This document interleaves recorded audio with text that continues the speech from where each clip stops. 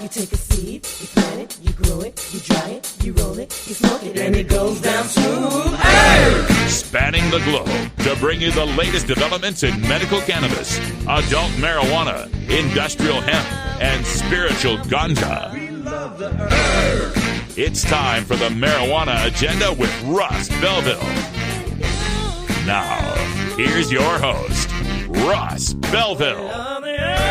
Good day, tokers and tokettes and non-toking lovers of liberty. It is Tuesday, September 19th, 2017, and it's got to be 420 somewhere in the world. So glad you could join us today. We got a very special program for you today. A live guest in studio. Kerri Accardi, the mastermind behind 420 Media, is with us. And we're going to talk a little bit about the growing understanding in the media, the growing receptiveness to the message of medical cannabis. And some of the people that are delivering that message, you'd expect it from nurses, and maybe you wouldn't expect it from athletes, but we'll talk a little bit about that and other ventures coming up in our cannabis community chat. Also on the program today, we'll have time for a radical rant where we're going to do a little history lesson. I'm going to give you a look at American politics over the past 150 so odd years to give you a lesson on how legislators thwart our efforts to gain our rights, how oppressed minorities are thwarted by the legislatures of the country. It's happening with marijuana. We'll show you how it's happened throughout American politics. You can compare and contrast how that's going to turn out. Also, want to mention a quick shout out to our friend Tommy, who's staying here at Delta 9 House and Studios. He's one of my visually impaired listeners. I actually have a whole lot of people out there, blind or visually impaired, who listen to the program regularly because I guess it helps to hear what's going on. So thank you all for listening to the program, and I appreciate all your support. Tommy and his girlfriend have been great here at Delta 9, and encourage y'all to check out the delta9house.com website if you're interested in booking a stay here. We are booked, folks. So if you want to get here for Halloween or Christmas or New Year's Eve, you better do it quick before someone else snaps up those dates. Also, we've got the cannabis headline news to get to. We'll give you some rundowns on what's happening in California, New Mexico, Massachusetts, Maryland, and the South American nation of Peru. That's all coming up in the cannabis headline news. And remember, you can follow us on social media. The Marijuana Agenda Shows page is at MJ Show on Twitter. And we've also got the Cannabis Headline News feed at CB Headline News. You can follow my personal feed at Radical Russ, but quick warning, that's lots of stuff other than marijuana. All right, let's get to the news. This is your Cannabis Headline News. Brought to you by MarijuanaMoment.net, the complete source for all your marijuana news in one morning newsletter from Marijuana Majority Founder Tom Angel. Subscribe today for free at MarijuanaMoment.net. This is your Cannabis Headline News for Tuesday, September 19th, 2017. I'm Russ Belville. California lawmakers are formally calling on the federal government to reclassify cannabis, writes Tom Angel in Forbes. Quote, the legislature urges the Congress of the United States to pass a law to reschedule marijuana or cannabis and its derivatives from a Schedule I drug to an alternative schedule, therefore allowing the legal research and development of marijuana or cannabis for medical use, end quote, reads a joint resolution approved by the California Assembly on Thursday with a vote of 60-10. The California resolution, which previously passed the state Senate by a margin of 34-2, also calls for changing federal law to allow for, quote, the legal commerce of marijuana or cannabis so that businesses dealing with marijuana or cannabis can use traditional banks or financial institutions for their banking needs, which would result in providing a legal vehicle for those businesses to pay their taxes, end quote. 3 Democrats running for governor of New Mexico are receptive to marijuana legalization, according to a report in the Santa Fe New Mexican. Peter D. Beneditis, the dark horse candidate for governor of New Mexico, on Monday released a detailed, quote, statement of principles, end quote, calling for the legalization of marijuana for recreational use. Democrat Jeff Apodaca, a Albuquerque businessman, said legal states have taught us that, quote, there are ways we can educate the public, monitor it, and create agricultural production and distribution jobs, end quote. U.S. Representative Michelle Lujan Grisham, a Democrat from Albuquerque, supports legalization that, quote, improves public safety, boosts state revenues, and allows for New Mexico businesses to grow, end quote. However, State Representative Joseph Cervantes, a Las Cruces Democrat, opposes legalization, favoring decriminalization instead.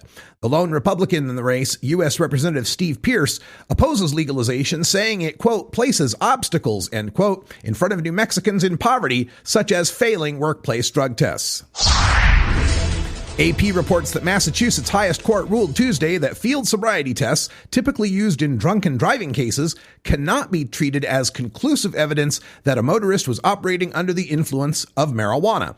The Supreme Judicial Court said it was reasonable for police officers to testify as non-expert witnesses only to their observations about how individuals performed during sobriety tests.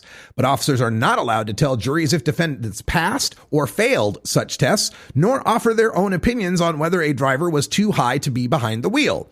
Quote, while not all researchers agree, a significant amount of research has shown that consumption of marijuana can impair the ability to drive, the court said in a unanimous decision. Quote, there is ongoing disagreement among scientists, however, as to whether field sobriety tests are indicative of marijuana impairment, end quote.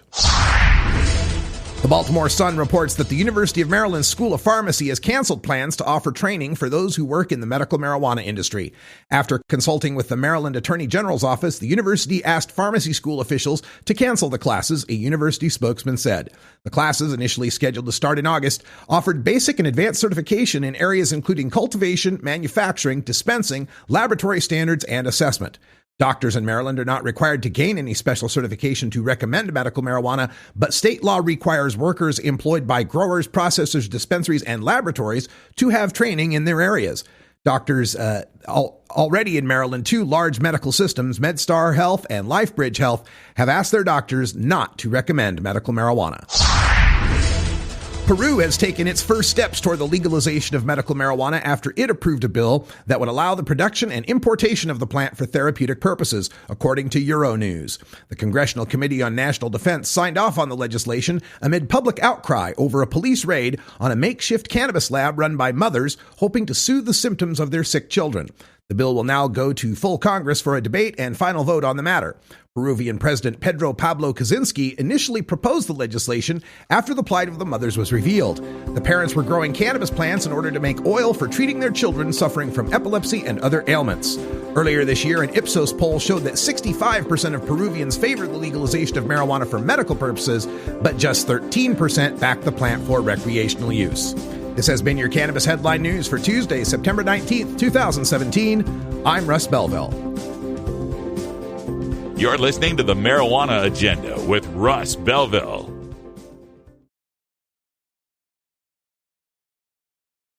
Looking for the 420 friendliest way to visit beautiful legal Potland, Oregon? I'm Lori Duckworth, inviting you to come stay with us at Delta 9 House and Studios. You get your own private room with queen bed and access to our high-speed Wi-Fi, premium entertainment system, and more. We'll even cook you breakfast. Look us up on Facebook at Delta 9 House. That's facebook.com/Delta9House. Delta 9 House is booked through Airbnb.com. City of Portland permit number 17-159855. You're not high. You're listening to the Marijuana Agenda with Russ Belville. I reject the idea that we're going to be better placed if we have more marijuana. Okay, maybe you're a little high. If you work in the cannabis industry, consume marijuana, or just support freedom, you need to know about breaking policy news that affects you. Marijuana Moment is the daily newsletter that helps you stay on top of all the latest and most important state, federal, and international cannabis developments. Brought to you by longtime legalization activist Tom Angel, Marijuana Moment puts a concise yet comprehensive overview of cannabis news in your inbox early every weekday morning. Wake up to Marijuana Moment and rest assured you'll be ready for the cannabis news that's driving the day. Subscribe now at marijuanamoment.net.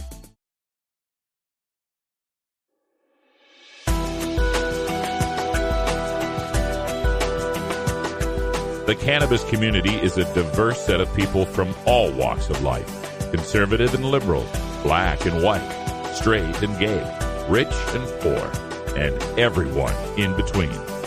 Learn more about the people we are freeing from adult cannabis prohibition in our Cannabis Community Chat. Welcome back, everybody, and joining us live in studio, we've got Kerri Accardi, who is the mastermind behind 420 Media. Kerri, welcome to the show. Thank you. Oh, you got to hold that right up there. Okay, thank you. There you are. Thank you for having me, Russ. Yes, we're so glad to have you here. And you got your curved papers going. I do. Yeah, good for you. All right. We love curved papers. Kerri and I have run into each other many times throughout the Pacific Northwest marijuana circuit. And I've always known you've been involved with 420 Media. For the folks that don't know what you're up to, tell them what 420 Media is all about. 420 Media creates content for the cannabis industry and distribution as well. So we just added in a in-house media buyer that has worked in TV for 40 plus years. That's going to be taking the industry to mainstream through commercials, PSAs, long form. We have some interest in a couple of shows that we've been working on. So 420 Media has been working with Marvin Washington. Oh, yeah. Super Bowl champion. And former University of Idaho Vandal. Boo. Boise State. Is that bad? Yeah, he was our competitor. His team beat my team badly for 4 years. He tackled my quarterback numerous times. Did he really? I still love him, though. Marvin, if you're listening, I love you, man. I bet you should talk to that quarterback about some CBD. Yeah, because Marvin's been getting involved in a CBD product, and he's been. I've seen his name pop up in numerous media. Tell about your relationship with Marvin and what he's doing. So he is working with Isodiol, and he's working on sports products, I believe. He's working with 420 Media on a show called Fifth Quarter, and it's about athletes and cannabis. So we've been filming for the past year or so.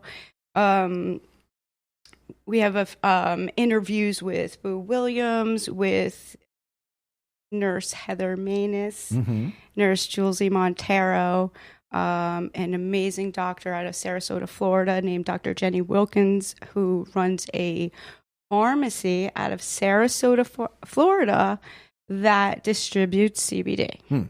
Now, you've been doing this for a while. What's it been like since, watching as legalizations unfolded, how the media buys have changed, how people have become more receptive to this? I'm speechless. It's amazing, isn't it? I mean, because the first few years, it was just tough to even get anyone to want to talk about this. Really tough, and what's tougher is the mainstream. So it's like a tug of war, right? And so they want it, and then they pull back, and then they want it, and they pull back. And so that's the struggles I've personally gone through. We were filming a show that was to air on CBS called Medical Cannabis, The Healing Power of Knowledge.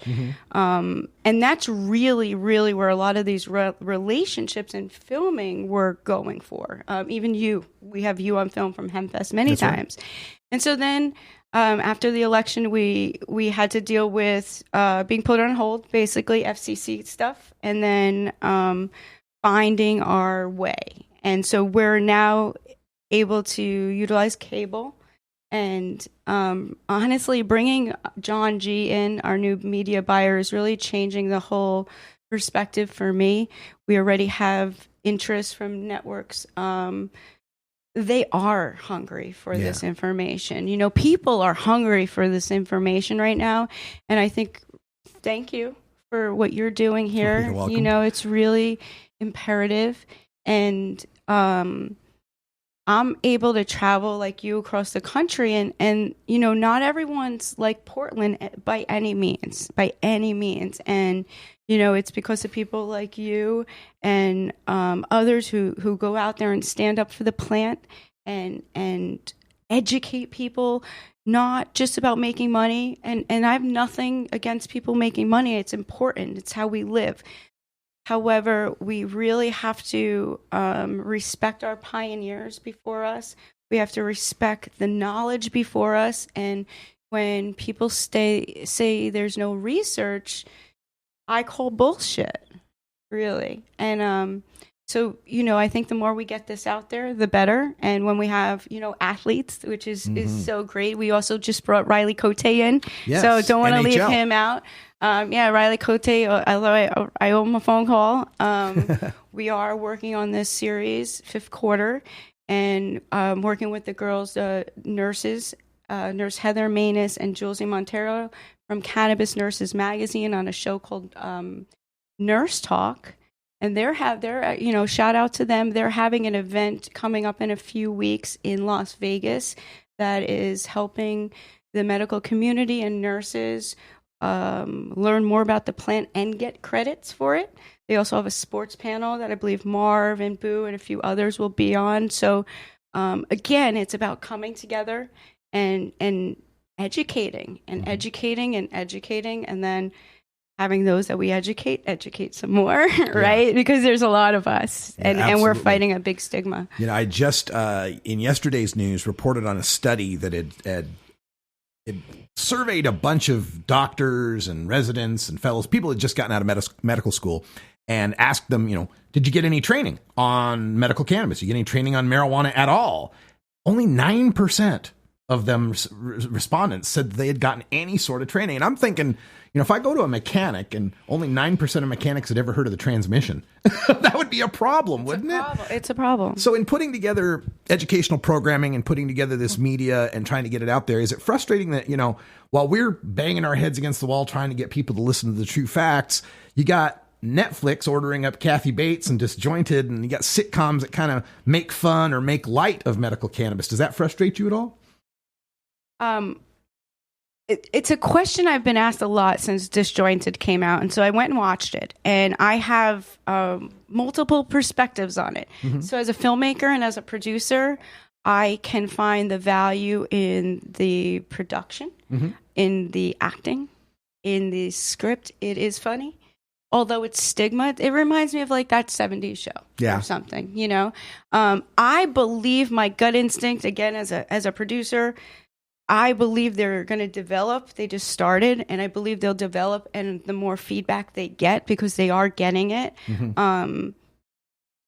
These characters and their roles and their conditions, I think, will reflect more to what they can. And that's a thing that a lot of people don't understand. We're really under rules and regulations, just like medical doctors are, just like cannabis dispensaries are, just like everyone else. And so what can be said and shared is, as creatives, we can put whatever we want, right? Mm-hmm. What the network will air is a whole nother story. Sure. So,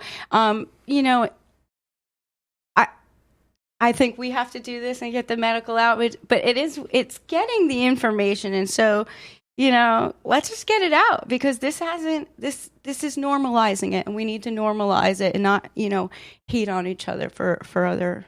Yeah, there seems to be two schools of thought on something I've called the Cheech and Chong phenomenon, which is that helping or harming the cause? And one side says it's harming because it's stereotypes and it's degrading and so forth. The other side says it's helping because at least it's normalizing. At least you're laughing at them and not wanting to throw them in prison.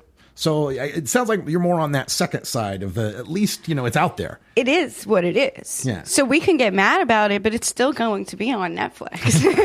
And watched quite a bit, I understand. And she's a great actress. Oh, yeah. Let's take it for what it is. And it's a sitcom. It's not a documentary. For documentaries, I believe We the Kid is more for that. And so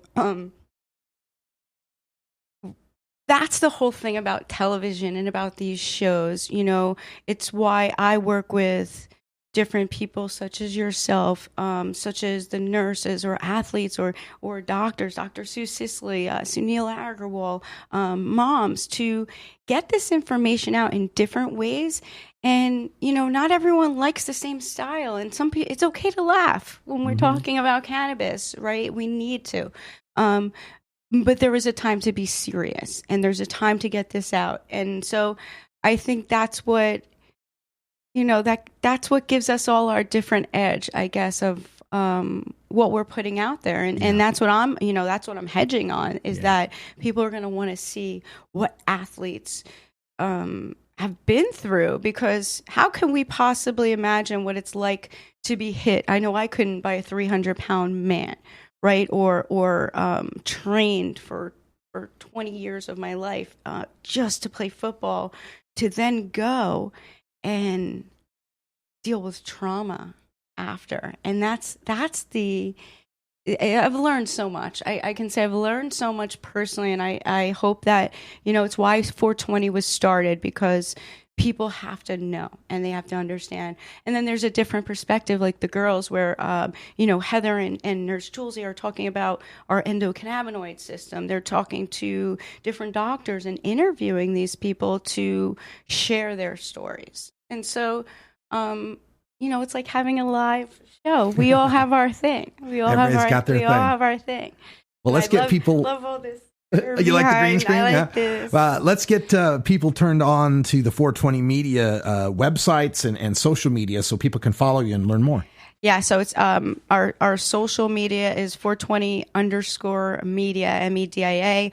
Our website is 420media.us. Phone number 425-420-0585. And yeah, we're really taking brands mainstream, and I really want brands to feel comfortable, even the people we know that started. And it's a scary place to get get their information out there, especially coming from such an underground world where there's still so much stigma.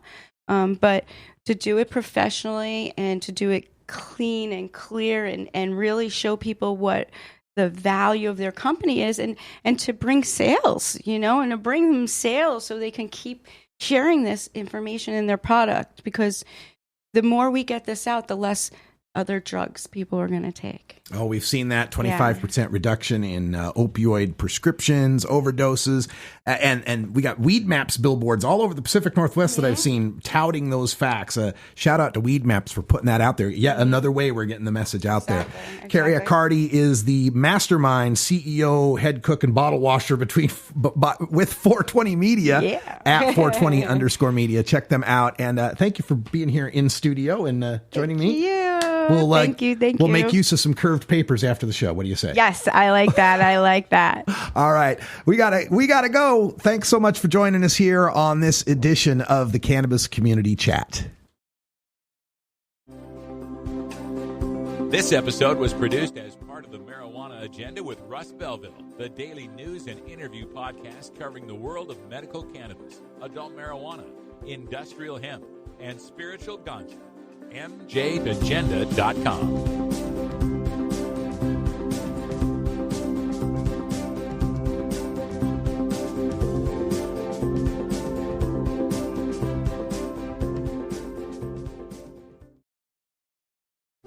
Hi, I'm Russ Belville from the Marijuana Agenda. If you're a cannabis brand looking to build trust and awareness within the community, consider becoming a sponsor of this program. Your message will be seen and heard by the most dedicated followers of marijuana policy reform, who are loyal and supportive of those brands that give back to the community. Just log on to mjagenda.com and click the Become a Patron button to learn how your brand can also be featured in my live nationwide appearances. Thank you for your support. You're not high. You're listening to the Marijuana Agenda with Russ Belville. We've turned the corner on drug addiction in the United States. Drug addiction in the United States is under control. Okay, maybe you're a little high. The Marijuana Agenda with Russ Belville is proudly sponsored by the Marijuana Business Association. The MJBA, called by NBC News the Cannabis Chamber of Commerce, is the fastest-growing business association and the fastest-growing industry in America. I've been working with the MJBA for years, and I personally invite you to join the MJBA. MJBA also publishes the popular MJ Headline News on Facebook and the MJNewsNetwork.com and Marijuana Channel 1 on YouTube. Visit mjba.net for more details. Total war against public enemy number one. 10 federal criminal penalties for 1 ounce of marijuana. Marijuana is probably the most dangerous drug. Legalization is just another word for surrender. I experimented with marijuana and didn't inhale. This is not medicine. This is a Cheech and Chong show. Encourage people to use less drugs. I inhale. That was the point. I think it would be a mistake to legalize. Negative reports coming out of Colorado. People don't smoke marijuana. 152 years ago, the United States of America defeated the rebellion instigated by the 11 southern states that formed a confederacy in the defense of the institution of slavery. During that Civil War, President Lincoln signed the Emancipation Proclamation, declaring that as of January 1st, 1863, all slaves in the rebellious states, quote, shall be then, thenceforward, and forever free, end quote. Freedom for enslaved Africans did not include equal rights, however. It wasn't until February 3rd, 1870, that the 15th Amendment to the Constitution was ratified. It declared that, quote, the right of citizens of the United States to vote shall not be denied or abridged by the United States or by any state on account of race, color, or previous condition of servitude, end quote. For the new African American citizens of the late 19th century, though, that right to vote was soon denied by the southern states through legislative means. Starting in 1889, these states passed poll taxes that required anyone wishing to vote to pay $1 or $2 for the privilege. Some states required payment of cumulative back taxes for all the previous elections as well. The intent and effect of the poll tax was to prevent the desperately poor, overwhelmingly African American citizens, from being able to exercise their right. In case some of the black voters could scrounge up the buck or two to pay the tax, which is about $18 to $36 in today's money, some states imposed literacy tests as a requirement to vote. Since it had been a crime to educate a slave, and slaves who were known to be literate were often killed, this too had the intent and effect of thwarting black voting. In 1936, a white male citizen sued over Georgia's poll taxes. The tax in question applied only to men aged 21 to 60. With the passage of the 19th Amendment for women's suffrage, the man argued before the court that such a poll tax was a discriminatory infringement of men's right to vote and violated the Equal Protection Clause of the 14th Amendment. Amazingly, the Supreme Court ruled in the case Breedlove versus Suttles that poll taxes were not discriminatory. Quote, to make payment of poll taxes a prerequisite of voting, wrote the majority, is not to deny any privilege or immunity protected by the 14th Amendment, end quote. Regarding the claim that forcing men to pay a poll tax, but not women, was discriminatory, the court held, quote, it is fanciful to suggest that the Georgia law is a mere disguise under which to deny or abridge the right of men to vote on account of their sex, end quote. Which is true enough because it was a disguise to deny voting on the basis of race, not gender. These legislative roadblocks for African Americans to exercise their right to vote in southern states continued all the way until 1964 and the ratification of the 24th Amendment banning poll taxes for federal elections. Even then, Virginia, Alabama, Texas, Arkansas, and Mississippi maintained poll taxes for state elections until 1966, when the Supreme Court decided in Harper versus Virginia Board of Elections that poll taxes were banned in all elections at every level. Think about that for a second. Last year's election marked just 50 years of this country's history in which all black people in all states could vote. After being denied that right guaranteed to freemen for the prior 96 years, and denied that right as slaves for the prior 250 years before that. The lesson here is that achieving equal rights rarely happens in a single constitutional, legislative, or judicial victory. Legislators who hate the new rights citizens have gained will always find legislative ways to thwart those citizens. Today, adults in 8 states now have guaranteed the right to possess cannabis. Our citizen initiatives to legalize marijuana are our Emancipation Proclamation, a declaration that we are now free. But we are far from equal. In Washington state, cultivating one's own cannabis is still a crime. In all the legal states, local opt-out provisions are establishing bans on pot shops that extend across vast areas. In the areas that allow the pot shops, overregulation and punitive taxation increases the price of cannabis beyond many people's budgets. Thus, if you're a poor person without a car, your right to possess cannabis is as meaningful as a black man's right to vote in Georgia in 1917. He couldn't afford the poll tax, you can't afford the pot tax, and it's difficult or impossible for either of you to move elsewhere. then consider that even if you do manage to possess some marijuana, how are you going to legally consume it? Every legal state has banned the consumption of cannabis in public, with Nevada elevating it to a misdemeanor crime worthy of a $600 fine. Also, none of the legal states has, as of yet, established legal pot lounges, where someone could actually consume the cannabis they're allowed to possess. The states either ban them outright, including felonizing them in Washington state, or they ban them through the imposition of an amended clean indoor air law that's meant to ban tobacco smoking. So, while we say that adults have the right to smoke marijuana in 8 states, in reality, only adults wealthy enough to own a home or lucky enough to have a 420-friendly landlord can exercise that right. What good is the right to possess cannabis if you can't grow your own? There are no pot shops in your area to buy it. The pot shop you can find overprices it beyond your budget. And even if you could afford it, there's no legal place to consume it. Well, let's just hope it doesn't take a civil war, 2 amendments, 2 Supreme Court decisions, and 96 years before we can all toke a reasonably priced joint at our neighborhood pot lounge. That's all the time we got for today. Thanks for joining us, everyone. We got more news and interviews for you tomorrow, and plenty of stuff to rant about, I'm sure. For everyone here at Delta 9 Studios, I'm Radical Russ. Thanks for joining us. Until next time, take care of each other, tokers. Follow MJ Agenda on Facebook, Pinterest, Instagram, YouTube, and follow MJ Agenda Show on Twitter. Learn more at mjagenda.com. You take a seed, you plant it, you grow it, you dry it, you roll it, you smoke it. You take a seed, you plant it, you grow it, you dry it, you roll it, you smoke it.